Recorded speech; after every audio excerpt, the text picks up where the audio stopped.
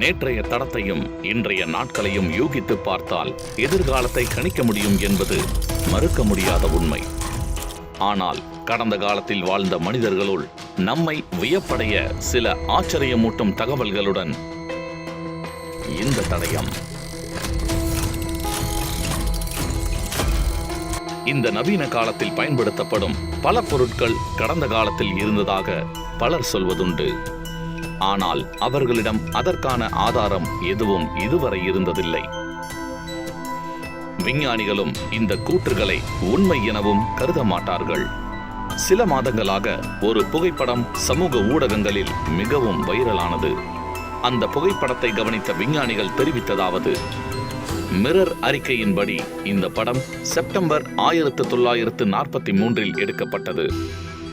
அதாவது இந்த புகைப்படம் 80 ஆண்டுகளுக்கு முன்பு எடுக்கப்பட்ட புகைப்படம் எனவும், இதில் கடற்கரையில் பழுப்பு நிற உடையில் உயரமான மனிதர் ஒருவர் கையில் மொபைல் போனை வைத்துக் கொண்டு பயன்படுத்துவதாகவும், அவர் டைம் டிராவல் மூலமாக முன்பிருந்த உலகத்தை பார்க்க நிகழ்காலத்தின் மனிதன் வந்திருப்பதாகவும் ஸ்டூவர்ட் ஹம்ப்ரீஸ் என்ற நபர் சமூக வலைதளங்களில் பதிவிட்ட புகைப்படம் பெரிதும் பேசப்பட்டு வைரலானது. இதற்கிடையே நெட்டிசன்களும் இதை குறிப்பிட்டு கேள்விகளை கேட்க தொடங்கினர்.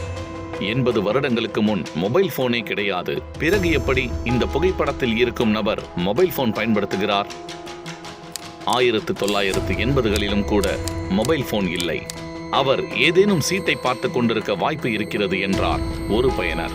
மற்றொருவர் டைம் டிராவலுக்கான ஆதாரம் கிடைத்தது என்றார்.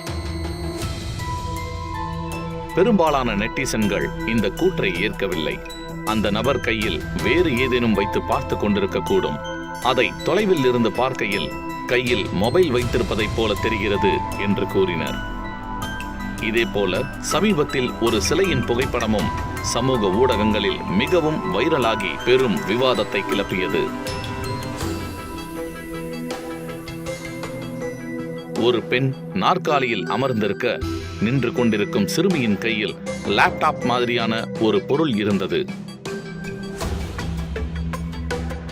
இதனால் டைம் டிராவல் மீது நம்பிக்கை கொண்ட மக்கள் மத்தியில் ஒருவித பீதியும் ஏற்பட்டது. USB போர்ட் போன்ற துளைகளும் அதன் பக்கங்களில் காணப்பட்டதால் நெட்டிசன்கள் இடையே இது பெரும் விவாதத்தை கிளப்பியது. இது டேப்லெட்டா அல்லது டைம் டிராவல் பயணி தனது மடிக்கணினியை எடுத்துச் சென்றாரா என்கிற விவாதமும் கிளம்பியது. இருப்பினும் இது முகம் பார்க்கும் கண்ணாடியாகவும் இருக்கக்கூடும் என்றும் பலர் நம்புகிறார்கள்.